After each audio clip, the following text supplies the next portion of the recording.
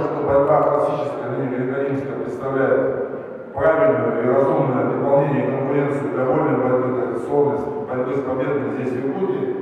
Я благодарю каждого, кто поддержал инициативу Дмитрия Ушницкого.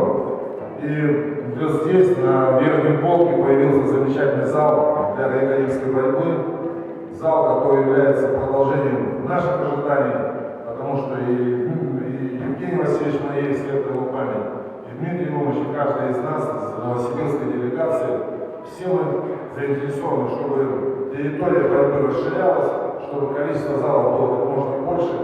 И самое главное, чтобы вот эти молодые люди, кто стоит напротив, в состоянии действующих борцов, имели возможность прийти и приобщиться к замечательным, славным, победным традициям, которые в нашей истории в изобилии. Я благодарен Рустаму Ивановичу Аше за то, что он поддержал, принял приглашение и сегодня здесь нагнетает рядом с вольниками правильные классические ценности. Я надеюсь, что это разумное совмещение даст нам новые возможности в сочетании классических захват вольной борьбы.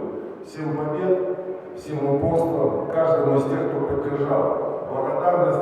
Всех поздравляю с Олимпийским 2020 годом, накануне которого мы открываем этот зал. Надеюсь, что в очень короткий промежуток времени здесь появятся не только призеры, участники первенства и чемпионатов России, но и ребята, которые попадут в основной состав сборной, будут представлять цвета национального флага на крупнейших соревнованиях мира.